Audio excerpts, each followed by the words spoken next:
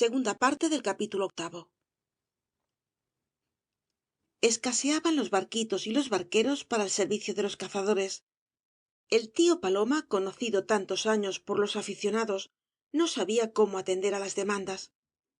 Él estaba enganchado desde mucho tiempo antes a un señor rico que pagaba espléndidamente su experiencia de las cosas de la Albufera, mas no por esto los cazadores dejaban de dirigirse al patriarca de los barqueros, y el tío Paloma andaba de un lado a otro buscando barquitos y hombres para todos los que le escribían desde Valencia. La víspera de la tirada, tonet vio entrar á su abuelo en la taberna. Venía en su busca. Aquel año la Albufera iba á tener más escopetas que pájaros. Él ya no sabía de dónde sacar barqueros. Todos los del Saler, los de Catarroja y aun los del Palmar estaban comprometidos. Y ahora un antiguo parroquiano, á quien nada podía negar, encargábale un hombre y un barquito para un amigo suyo que cazaba por primera vez en la Albufera. Quería ser Tonet ese hombre, sacando á su abuelo de un compromiso. El cubano se negó. Neleta estaba mala. Por la mañana había abandonado el mostrador, no pudiendo resistir los dolores. El momento tan temido sobrevendría tal vez muy pronto y necesitaba estar en la taberna. Pero su lacónica negativa fué interpretada como un desprecio por el viejo, que se mostró furioso. Como ahora era rico, se permitía despreciar á su pobre abuelo, dejándolo en una situación ridícula. Él lo toleraba todo. Había sufrido su pereza cuando explotaban el redolí. Cerraba los ojos ante su conducta con la tabernera, que no honraba mucho á la familia, pero dejarle en un apuro que él consideraba como de honor. Cristo, ¿qué dirían de él sus amigos de la ciudad cuando viesen que en la Albufera, donde le creían el amo, no encontraba un hombre para servirles? Y su tristeza era tan grande, tan visible, que Tonet se arrepintió.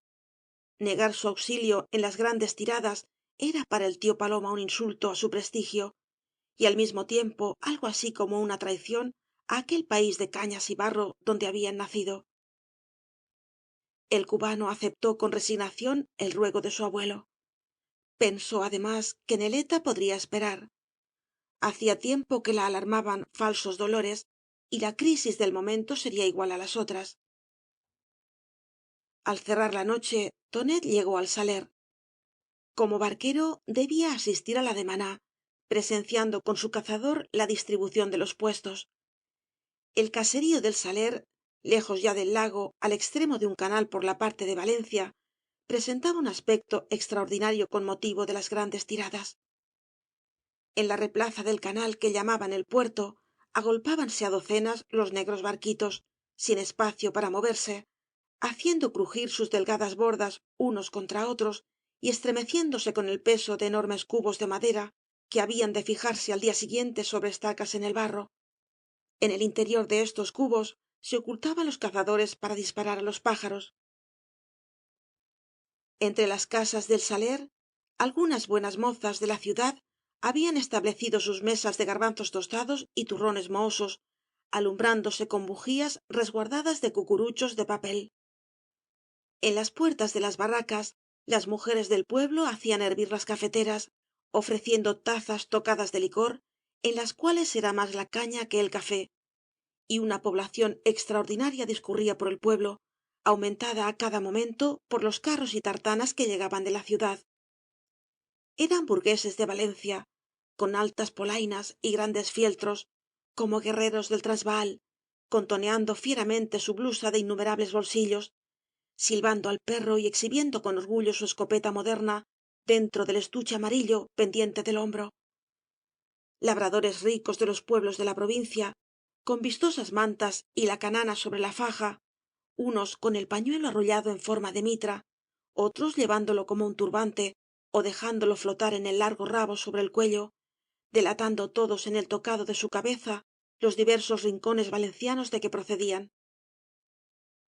La escopeta parecía igualar á los cazadores. Tratábanse con la fraternidad de compañeros de armas, animándose al pensar en la fiesta del día siguiente, y hablaban de la pólvora inglesa, de las escopetas belgas, de la excelencia de las armas de fuego central, estremeciéndose con fiera voluptuosidad de árabes, como si en sus palabras aspirasen ya el humo de los disparos. Los perros, enormes y silenciosos, con la viva mirada del instinto, iban de grupo en grupo oliendo las manos de los cazadores hasta quedar inmóviles al lado del amo. En todas las barracas convertidas en posadas guisaban la cena las mujeres con la actividad propia de unas fiestas que ayudaban á vivir gran parte del año. Tonet vio la casa llamada de los infantes, un piso bajo de piedra con la alta montera de tejas rasgada por varias lucernas, un caserón del siglo XVIII que se desmoronaba lentamente desde que los cazadores de sangre real no venían á la albufera y que en la actualidad estaba ocupado por una taberna. Enfrente estaba la casa de la demaná, edificio de 2 pisos que parecía gigantesco entre las barracas, mostrando en sus desconchadas paredes varias rejas curvas y sobre el tejado un esquilón para llamar á los cazadores al reparto de los puestos. Tonet entró en esta casa, echando una mirada á la sala del piso bajo donde se verificaba la ceremonia. Un enorme farol despedía turbia luz sobre la mesa y los sillones de los arrendatarios de la albufera. El estrado se aislaba del resto de la pieza con una barandilla de hierro. El tío paloma estaba allí en su calidad de barquero venerable, bromeando con los cazadores famosos, fanáticos del lago á los que conocía medio siglo. Eran la aristocracia de la escopeta, los había ricos y pobres. Unos eran grandes propietarios y otros carniceros de la ciudad o labradores modestos de los pueblos inmediatos.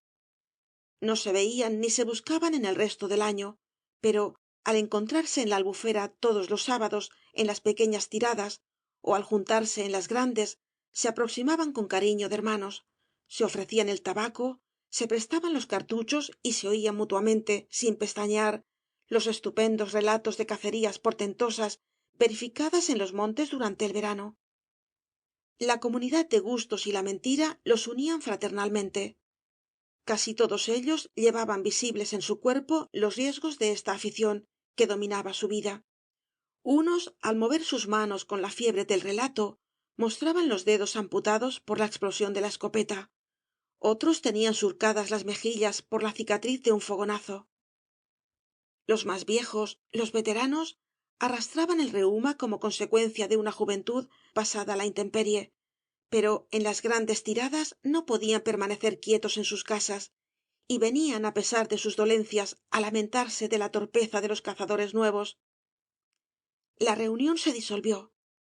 Llegaban los barqueros para anunciarles que la cena estaba pronta y salían en grupos distribuyéndose por las iluminadas barracas que marcaban las manchas rojas de sus puertas sobre el suelo de barro. En el ambiente flotaba un fuerte olor de alcohol. Los cazadores temían el agua de la albufera. No podían beber el líquido del lago como la gente del país por miedo á las fiebres, y traían consigo un verdadero cargamento de absenta y ron, que al destaparse impregnaba el aire con fuertes aromas. Tonet, al ver tan animado el saler, como si en él acampase un ejército, recordaba los relatos de su abuelo, las orgías organizadas en otros tiempos por los cazadores ricos de la ciudad, con mujeres que corrían desnudas, perseguidas por los perros, las fortunas que se habían deshecho en las míseras barracas durante largas noches de juego entre tirada y tirada, todos los placeres estúpidos de una burguesía de rápida fortuna, que al verse lejos de la familia, en un rincón casi salvaje, excitada por la vista de la sangre y el humo de la pólvora, sentía renacer en ella la humana bestialidad. El tío paloma buscó al nieto para presentarle su cazador. Era un señor gordo, de aspecto bonachón y pacífico, un industrial de la ciudad que después de una vida de trabajo creía llegado el momento de divertirse como los ricos y copiaba los placeres de sus nuevos amigos. Parecía molesto por su terrorífico aparato. Le pesaban las bolsas para la caza, la escopeta, las altas botas, todo nuevo recién comprado. Pero al fijarse en la canana en forma de bandolera que le cruzaba el pecho, sonreía bajo su enorme fieltro, juzgándose igual á uno de aquellos héroes bóers cuyos retratos admiraba en los periódicos. Cazaba por primera vez en el lago y confiábase á la experiencia del barquero para escoger el sitio cuando llegase su número. los tres cenaron en una barraca con otros cazadores. La sobremesa era ruidosa en veladas como aquella. Medíase el ron á vasos y en torno de la mesa como perros hambrientos se agrupaban los vecinos del pueblo riendo los chistes de los señores, aceptando cuanto les ofrecían y bebiéndose uno solo lo que los cazadores creían suficiente para todos. Tonet apenas comía, escuchando como á través de un sueño los gritos y risas de aquella gente, la regocijada protesta con que acogían las mentirosas hazañas de los cazadores fanfarrones. Pensaba en neleta, se la imaginaba encogida de dolor en el piso alto de la taberna, revolcándose en el suelo, ahogando sus rugidos sin poder gritar para alivio de su sufrimiento. Fuera de la barraca sonaba el esquilón de la casa de la demaná con un timbre tembloroso de campana de ermita. ya en van dos, dijo el tío paloma, que contaba el número de toques con gran atención, temiendo más llegar tarde á la demaná que perder una misa. cuando sonó el esquilón por tercera vez abandonaron la mesa cazadores y barqueros acudiendo todos al lugar donde se designaban los puestos. la luz del farolón había sido aumentada con la de dos quinqués colocados sobre la mesa del estrado. detrás de la verja estaban los arrendatarios de la albufera y tras ellos hasta la pared del fondo los cazadores abonados perpetuamente al lago que ocupaban este sitio por derecho propio. al otro lado de la verja llenando el portal y esparciéndose fuera de la casa estaban los barqueros los cazadores pobres toda la gente menuda que acudía á las tiradas. un hedor de mantas húmedas de pantalones manchados de barro de aguardiente y tabaco malo esparcíase sobre el gentío que se estrujaba contra la verja. las blusas impermeables de los cazadores resbalaban sobre los cuerpos cercanos con un chirrido que aguzaba los dientes. en el gran marco de sombra de la puerta abierta se marcaban como indecisas manchas los blancos frontones de las barracas inmediatas. a pesar de esta aglomeración no se alteraba el silencio que parecía dominar á todos apenas pisaban el umbral. se notaba la misma ansiedad muda que reina en los tribunales cuando se resuelve la suerte de un hombre o en los sorteos al decidirse la fortuna. si alguien hablaba era en voz baja con tímido cuchicheo como en la alcoba de un enfermo. el arrendatario principal se levantó. caballers el silencio se hizo aún más profundo. iba á procederse á la demanda de los puestos. a ambos lados de la mesa erguidos como heraldos de la autoridad del lago estaban los dos guardas más antiguos de la albufera dos hombres delgados pardos de color de ondulantes movimientos y rostro hocicudo dos anguilas con blusa que parecían vivir en el fondo del agua para no presentarse más que en las grandes solemnidades cinegéticas. un guarda pasaba lista para saber si todos los puestos estarían ocupados en la tirada del día siguiente. alú al dos iban por turno según la cantidad que pagaban anualmente y su antigüedad. los barqueros al oir el número de sus amos contestaban por éstos.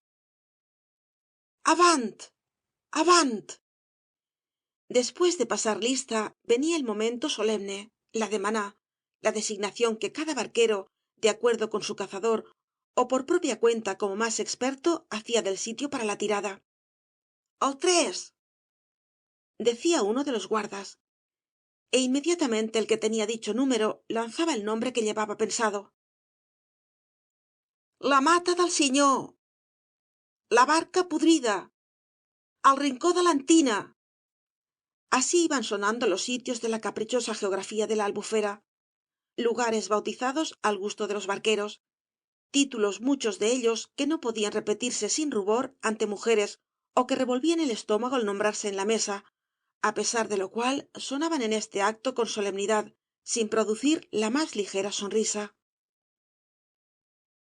el segundo guarda que tenía una voz de clarín al oir la designación hecha por los barqueros erguía la cabeza y con los ojos cerrados y las manos en la verja decía á todo pulmón con un grito desgarrador que se extendía en el silencio de la noche. el tres va a la mata del sinyor el quatre va al rincó de sant roc el cinc a la ca del barber Duró cerca de una hora la designación de los puestos, y mientras los cantaban los guardas con lentitud, un muchachuelo los inscribía en un gran libro sobre la mesa. Terminada la designación, se extendían las licencias de caza ambulantes para la gente menuda, unos permisos que sólo costaban 2 duros y con los cuales podían ir los labradores en sus barquitos por toda la albufera a cierta distancia de los puestos, rematando los pájaros que escapaban del escopetazo de los ricos. Los grandes cazadores se despedían estrechándose las manos. Unos querían dormir en el saler con el propósito de ir á su puesto cuando rompiese el día. Otros, más fogosos, partían inmediatamente para el lago, queriendo vigilar por sí mismos la instalación del enorme tanque dentro del cual habían de pasar la jornada. Vaya, bona sort y a divertir-se. Y cada uno llamaba á su barquero para convencerse de que nada faltaba en los preparativos. Tonet ya no estaba en el saler. En el silencio del acto de la demaná le había acometido una angustia grande. Tenía ante sus ojos la imagen dolorida de neleta retorciéndose con los sufrimientos sola allá en el palmar caída en el suelo sin encontrar quien la consolase amenazada por la vigilancia de los enemigos. No pudo resistir su pena y salió de la casa de la demaná dispuesto á volver inmediatamente al palmar aunque esto le costase reñir con su abuelo. Cerca de la casa de los infantes donde estaba la taberna oyó que le llamaban. Era sangonera. Tenía hambre y sed. Había rondado las mesas de los cazadores ricos sin alcanzar la más insignificante piltrafa. Todo se lo comían los barqueros. Tonet pensó en ser sustituido por el vagabundo, pero el hijo del lago se extrañó de que le propusieran tripular una barca, más aún que si el vicario del palmar le invitase á pronunciar la plática del domingo. Él no servía para eso. Además, no le gustaba perchar para nadie.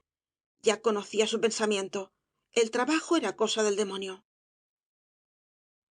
Pero Tonet, impaciente y angustiado, no estaba para oír las tonterías de sangonera. Nada de resistencias o le aliviaba el hambre y la sed echándolo en el canal de una patada. Los amigos sirven para sacar de un apuro á los amigos. Bien sabía perchar en barquitos ajenos cuando iba á meter sus uñas en las redes de los redolíns robando las anguilas. Además, si tenía hambre podía refocilarse como nunca en el cargamento de provisiones que aquel señor traía de Valencia. Al ver dudoso á sangonera por la esperanza de hartazgo acabó de decidirse con fuertes empujones llevándolo hasta la barca del cazador y explicándole cómo había de disponer todos los preparativos. Cuando se presentase el amo podía decirle que él estaba enfermo y lo había buscado como sustituto. Antes de que el absorto sangonera acabase de titubear ya tonet había montado en su ligero barquito y emprendía la marcha perchando como un desesperado. El viaje era largo. Había que atravesar toda la albufera para ir al palmar y no soplaba viento. Pero tonet sentíase espoleado por el miedo, por la incertidumbre y su barquito resbalaba como una lanzadera sobre el obscuro tisú del agua, moteado por los puntos de luz de las estrellas. Era más de media noche cuando llegó al palmar. Estaba fatigado, con los brazos rotos por el desesperado viaje, y deseaba encontrar tranquila la taberna para caer como un leño en la cama. Al amarrar su barquichuelo frente á la casa la vio cerrada y silenciosa como todas las del pueblo pero las rendijas de las puertas marcábanse con líneas de roja luz. Le abrió la tía de neleta y al reconocerle hizo un gesto de atención designando con el rabillo del ojo á unos hombres sentados ante el hogar. Eran labradores de la parte de sueca que habían venido á la tirada, antiguos parroquianos que tenían campos cerca del saler y á los que no se podía despedir so pena de inspirar sospechas. Habían cenado en la taberna y dormitaban junto al fuego para montar en sus barquitos una hora antes de romper el día y esparcirse por el lago esperando los pájaros que escapasen ilesos de los buenos puestos. Tonet los saludó á todos y después de cambiar algunas palabras sobre la fiesta del día siguiente subió al dormitorio de neleta. La vio en camisa pálida las facciones desencajadas oprimiéndose los riñones con ambas manos y con una expresión de locura en los ojos. El dolor la hacía olvidar la prudencia y lanzaba rugidos que asustaban á su tía. te van á oir, exclamaba la vieja. Neleta, sobreponiéndose al sufrimiento, se ponía los puños en la boca o mordía las ropas de su cama para ahogar los gemidos. Por consejo de ella, tonet bajó á la taberna. Nada había de remediar permaneciendo arriba. Acompañando á aquellos hombres, distrayéndolos con su conversación, podía impedir que oyesen algo que les infundiera sospechas. Tonet pasó más de una hora calentándose en el rescoldo de la chimenea, hablando con los labradores de la pasada cosecha y de las magníficas tiradas que se preparaban. Hubo un momento en que se cortó la conversación. Todos oyeron un grito desgarrado, salvaje, un chillido semejante al de una persona asesinada, pero la impasibilidad de tonet los tranquilizó. Alama està un poc mala, dijo, y siguieron hablando sin prestar atención á los pasos de la vieja, que iba de un lado á otro apresuradamente haciendo temblar el techo. Pasada media hora, cuando tonet creyó que todos habían olvidado el incidente, volvió á subir al dormitorio. Algunos labradores cabeceaban dominados por el sueño.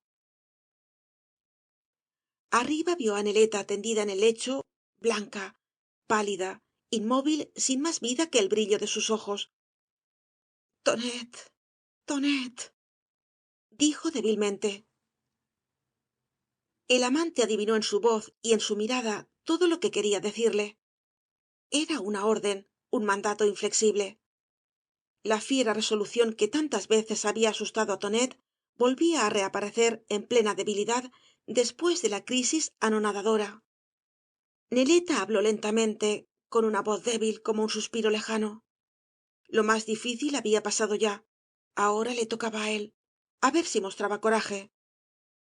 La tía, temblando, con la cabeza perdida, sin darse cuenta de sus actos, presentaba á tonet un envoltorio de ropas, dentro del cual se revolvía un pequeño ser, sucio, maloliente, con la carne amoratada. Neleta, al ver próximo á ella el recién nacido, hizo un gesto de terror. No quería verlo, temía mirarlo. Se tenía miedo á sí misma, segura de que si fijaba un instante la vista en él, renacería la madre y le faltaría valor para dejar que se lo llevasen. Tonet, enseguida, empórtatelo. El cubano dio sus instrucciones rápidamente á la vieja y bajó para despedirse de los labradores que ya dormían.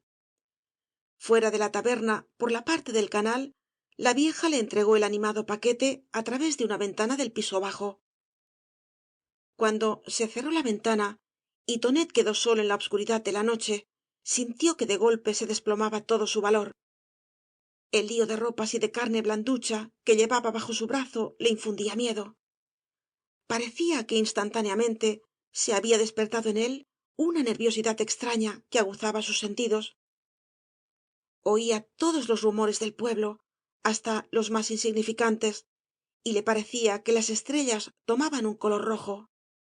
El viento estremeció un olivo enano inmediato á la taberna, y el rumor de las hojas hizo correr á tonet, como si todo el pueblo despertase y se dirigiera hacia él preguntando qué llevaba bajo el brazo.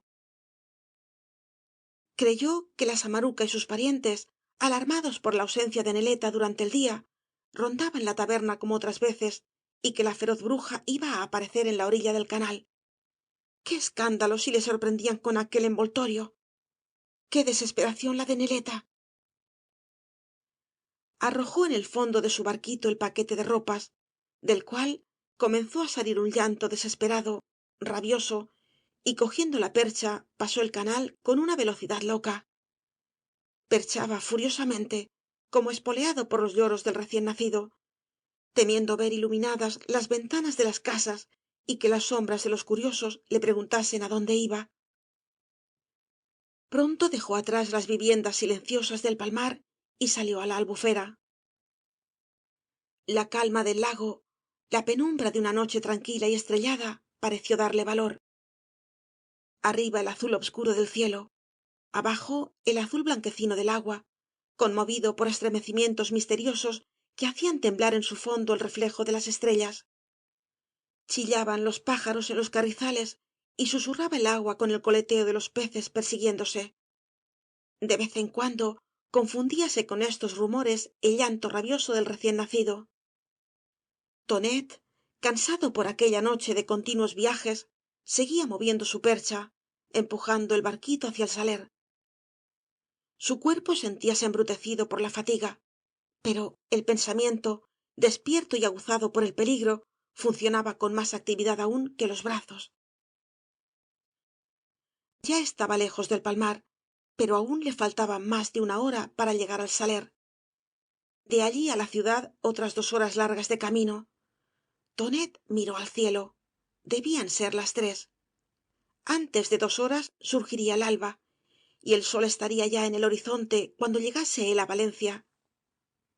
Además, pensaba con terror en la larga marcha por la huerta de Ruzafa, vigilada siempre por la Guardia Civil.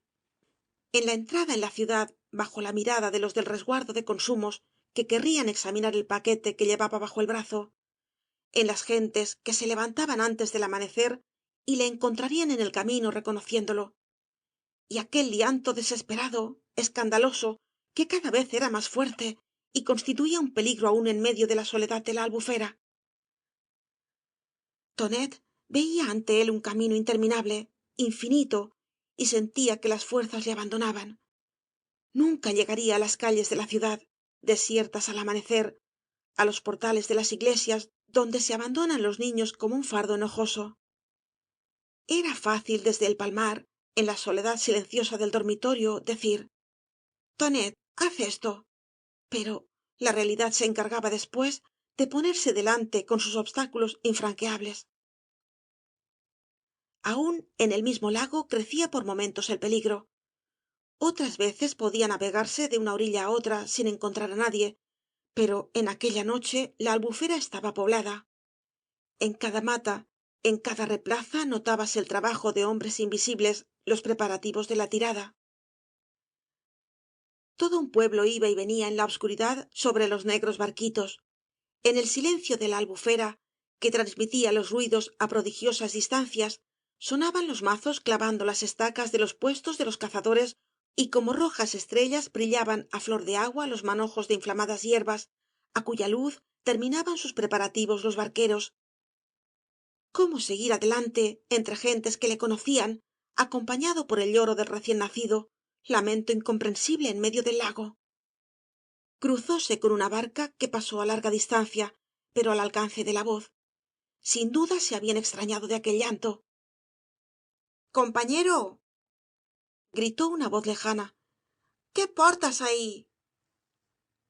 Tonet nada dijo, pero sus fuerzas le abandonaron para seguir el viaje y se sentó en un extremo del barquito soltando la percha. Quería permanecer allí aunque le sorprendiese el amanecer. Tenía miedo á continuar y se abandonaba con el anonadamiento del rezagado que se arroja al suelo sabiendo que va á morir. Reconocíase impotente para cumplir su promesa. Que le sorprendiesen, que todos se enteraran de lo ocurrido, que Neleta perdiese su herencia. Él no podía más. Pero apenas hubo adoptado esta resolución desesperada, comenzó á marcarse en su cerebro una idea que parecía quemarle con su contacto. Primero fué un punto de fuego, después un ascua, luego una llamarada, hasta que por fin rompió como formidable incendio que hinchaba su cabeza, amenazándola con un estallido, mientras un sudor helado se esparcía por su frente como la respiración de este hervidero. ¿Para qué ir más lejos? El deseo de Neleta era que desapareciese el testigo de su falta para no perder una parte de la fortuna, abandonarlo ya que con su presencia podía comprometer la tranquilidad de los dos, y para esto ningún sitio como la Albufera, que había ocultado muchas veces á hombres buscados por la justicia, salvándolos de minuciosas persecuciones. Temblaba al pensar que el lago no conservaría la existencia de aquel cuerpecillo débil y naciente. Pero ¿acaso el pequeño tenía más asegurada la vida si lo abandonaba en cualquier callejón de la ciudad? Los muertos no vuelven para comprometer á los vivos. Y Tonet, al pensar en esto, sentía resucitar en él la dureza de los viejos palomas, la cruel frialdad de su abuelo, que veía morir sus hijos pequeños sin una lágrima, con el pensamiento egoísta de que la muerte es un bien en la familia del pobre, pues deja más pan para los que sobreviven. En un momento de lucidez, tonet se avergonzó de su maldad, de la indiferencia con que pensaba en la muerte del ser que estaba á sus pies y que callaba ahora como fatigado por el llanto rabioso. Le había contemplado un instante y sin embargo su vista no le produjo ninguna emoción. Recordaba su rostro amoratado, el cráneo puntiagudo, los ojos saltones, la boca enorme que se contraía estirándose de oreja á oreja, una ridícula cabeza de sapo que le había dejado frío sin que latiese en él el más débil sentimiento, y sin embargo era su hijo. Tonet, para explicarse esta frialdad, recordaba lo que muchas veces había oído á su abuelo. Sólo las madres sienten una ternura instintiva é inmensa por sus hijos desde el momento en que nacen. Los padres no los aman en seguida, necesitan que transcurra el tiempo, y sólo cuando crece el pequeño se sienten unidos á él por un continuo contacto, con cariño reflexivo y grave. Pensaba en la fortuna de Neleta, en la integridad de aquella herencia que consideraba como propia. Alterábanse sus duras entrañas de perezoso que ve resuelto para siempre el problema de la existencia, y su egoísmo se preguntaba si era prudente comprometer la buena fortuna de su vida por conservar un ser pequeño y feo, igual á todos los recién nacidos, y que no le causaba la más leve emoción. Porque él desapareciese, nada malo ocurriría á los padres, y si él vivía, tendrían que regalar á gentes odiadas la mitad del pan que se llevaban á la boca. Tonet, confundiendo la crueldad y el valor con esa ceguera propia de los criminales, se reprochaba su indecisión, que le tenía como clavado en la popa de la barca, dejando pasar el tiempo. La obscuridad era cada vez más tenue. Se adivinaba la proximidad del día. Sobre el cielo gris del amanecer pasaban como resbaladizas gotas de tinta algunos grupos de aves. Lejos, por la parte del saler, sonaban los primeros escopetazos. El pequeñuelo comenzó á llorar, martirizado por el hambre y el frío de la mañana. cubano eres tú. Tonet creyó oír este llamamiento desde una barca lejana.